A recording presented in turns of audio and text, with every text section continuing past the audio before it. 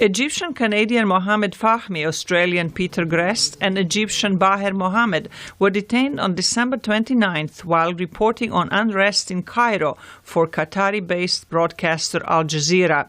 Egyptian authorities have accused them of belonging to and aiding a terrorist organization. Outraged colleagues see it as an attack on journalism as a profession. Andrew Thomas is an Al Jazeera reporter in Sydney, Australia.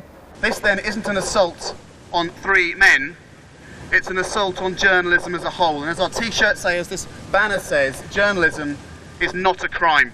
Egyptian authorities say the journalists were arrested as part of a crackdown on the Muslim Brotherhood, an Islamist group that supports ousted President Mohamed Morsi. The group staged massive protests seeking Mr. Morsi's return to power before the new government sent armed forces to disperse protesters. Namik Koçak, a representative of the Turkish media, says journalists often are considered a threat. Gazeteciler bir taraf olarak görülüyorlar. Halbuki biz taraf değiliz. Biz bağımsız bir şekilde... Journalists are seen as taking sides, whereas we don't. We're on the streets to deliver news to people in an independent way. In this regard, journalism is dangerous. There are people risking their lives, their health. Al Jazeera has called for worldwide support for its push to obtain the journalist's release.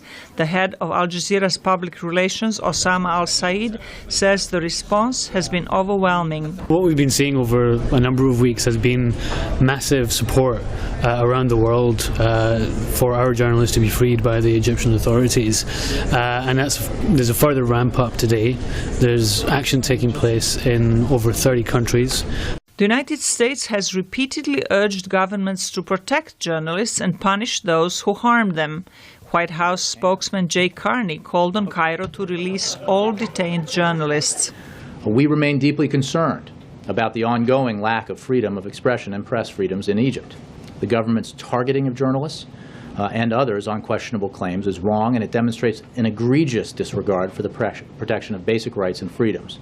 All journalists, regardless of affiliation, must not be targets of violence, intimidation, or politicized legal action. Rights groups say journalism is one of the world's most dangerous professions. According to the advocacy group Committee to Protect Journalists, at least 70 media members were killed last year, most of them in Syria. In addition to those killed in armed conflicts, journalists have been persecuted, harassed, tortured, and even killed for writing critical articles about people and institutions in power. Zlatica Hoke, VOA News, Washington.